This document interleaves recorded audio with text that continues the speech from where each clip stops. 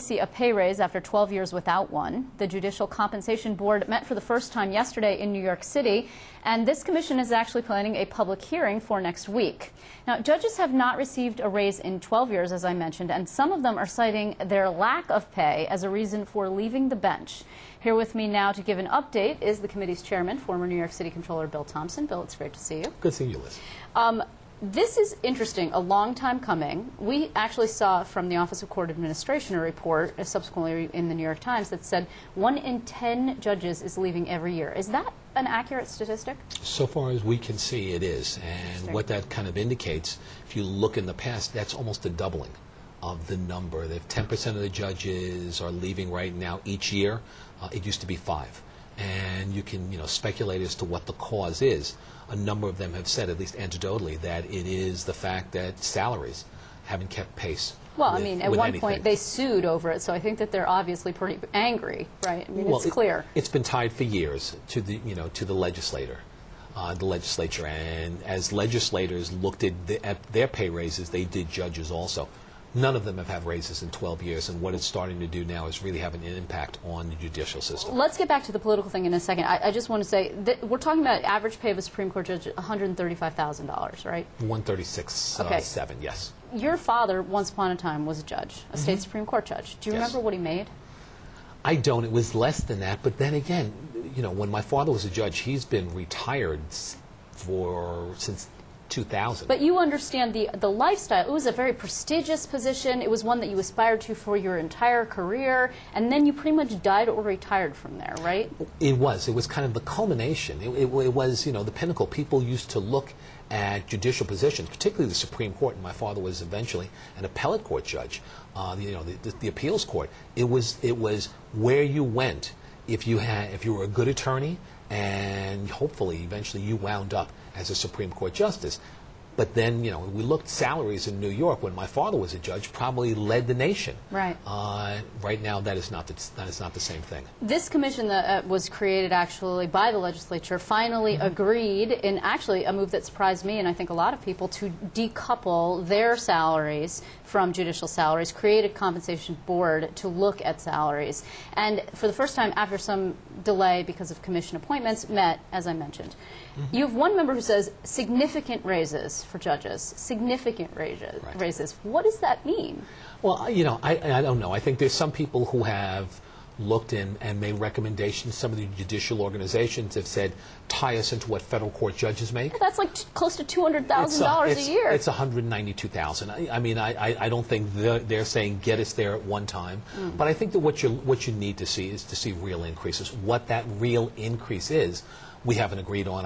We're going to be taking testimony on the 20th at a hearing in Albany.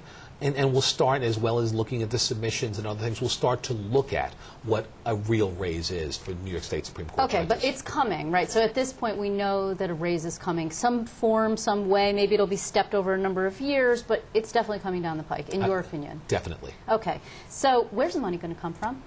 Well, I'm saying, it's expensive.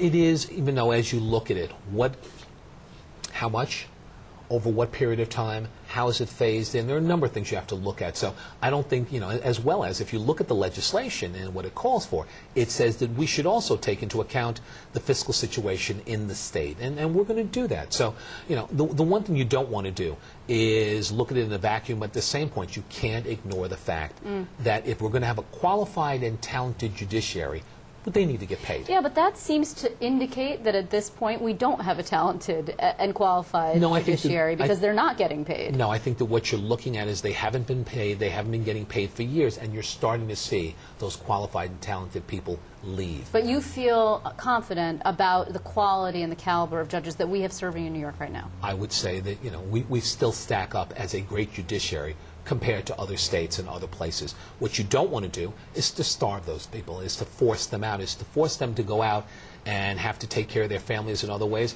When you look at the private sector and the salaries that are being paid, it's huge. Yeah, sure. it's huge differences. How do you get the best and the brightest? And I think that's what you still want to continue to focus on. Okay, so then let's turn that argument around. These judges are making, even though they have not received a raise, more than your average legislator is making. Now, I'm not going to be an apologist for the legislature. Now, I'm going to get hate mail from people who say that lawmakers are all skunks and they're not working. And just today, there's actually a story about the absenteeism of particular lawmakers. They make $79,500 as base pay. In New York City, as you know, which is where you're from, that's not a lot of money to raise a family on, particularly if you're not moonlighting, although moonlighting is allowed in the legislature. So do you think that they deserve a raise? I would honestly say yes. I mean, if they haven't had, whether you believe that they're doing a good job or not, and, you know, I think that they're doing a better job than they get credit for. However, the reality is, how do you take care of a family on $80,000 in New York City? And you're looking at another time where they haven't received raises. Okay, all right, but again in 12 years. The devil's advocate argument is, well, then don't take it. You know what the pay is. You know, as a judge, it's a prestigious thing. You get to wear a robe. You get to walk in. Everybody stands up. They call you your honor. I mean, all rise. That's Come nice. on, those are great things. That's nice for the first week, and then how do you pay your bills? Oh, okay. So and they can't moonlight judges, in right? The end, it's a different situation. If somebody looked at a number of people and said, geez, everybody will stand when you walk into the room and you can wear a robe and be respected, but you're not going to get paid, I don't think we're going to see a lot of people do that. They do. Obviously, there are people who stand as Supreme Court judges or other judges who believe in the system, who believe in justice, who want to serve. That tends to be the same thing in government, where in a number of places you underpay people compared to the private sector, but it's a desire to get things done. It's a desire to try and help it to make things better. Same thing with judges. You see people who become judges because they believe in the system and they want to make their contribution and they believe that they can. At the same point, they should be able to take care of their families. Okay, so when it comes to legislators, back to them for a second, now because it was impossible to get the judges, and Elliot Spitzer tried, I think David Patterson might have tried too, I think the legislation was passed. Right, okay, on Patterson's watch. All right, so the decoupling is something that governors have been trying to do. The legislature agreed. Now you got the legislature out there and still having to come, and there's this quirk in the law that says a sitting legislature can't actually pass a pay raise for itself, but then again, 99% of them are coming back because of the incumbency protection plan, and so therefore they're technically voting themselves a raise, but the public hates that, so how are these guys going to get a raise? Look, in the end, people are going to have to, the public, and it's difficult. In New York City, you took it away. The elected officials don't make the decision for the elected officials there. Yeah, the council, right. For the council, for the mayor, for the controller, for the public the mayor advocate, makes the borough president. That's this mayor. And honestly, I don't think there's anybody else, or very few people yes, we will get back to this, who are worth, Thank you for opening the door, though. I appreciate it. $15 billion or whatever the number is. I think in the long run, if you look, what they have there is a commission that the mayor names, a 3-person commission every X number of years, right. And they make a recommendation. I think that's a way that the state legislature, I don't know if it's prevented by Constitution or others, put that commission together, let them do it. Okay, just before, and obviously now you've opened the door to the New York City mayoral race. I know you didn't do that on purpose. I mentioned public advocate and controller. But just hold on. But before we get there, just quickly, do you also think that you will pass a COLA for judges, right? That you will recommend a cost of living increase, a regular increment, so we don't have to keep coming back to this well again and again and again? But the legislation calls for a commission to be impaneled every 4 years. I see. So it's not necessary. So it isn't. We can whatever we finally determine, we can make that recommendation. It does become, unless the legislature, I believe, overrules it, or the governor does, it becomes law.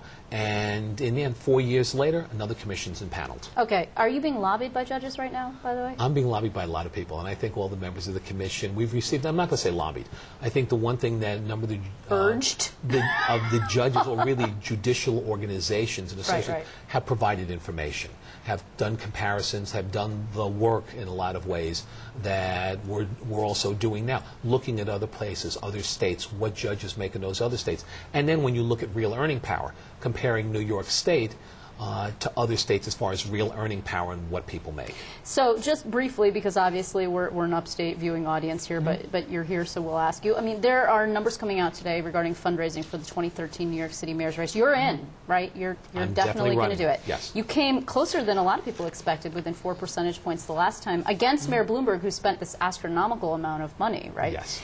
You have at least one guy, Scott Stringer, the Manhattan BP, who says he's got about $655,000 raised this year. You've got, according to a source close to you, about $300,000. You got in a little late. Are you going to be able to raise enough money for this? I've always been able, whether it was running for comptroller or running for mayor, was always able to raise the money that's necessary to run a strong campaign. I'm not worried about that. And I've always, it's funny that, you at one point was viewed as, in New York Times, prodigious fundraiser, and then, you run in a race against Mike Bloomberg, and everybody says, geez, you pale by comparison. Well, anybody who spends $120 million, anybody pales by comparison. I'm confident we'll be able to raise the amount of money needed to run a strong campaign and become the next mayor of New York City. Okay, well, obviously we're going to keep our eyes on you, but in the meantime, we will be following the judicial pay situation because it is pretty interesting. I want to thank you very much for coming in. Thanks, Liz.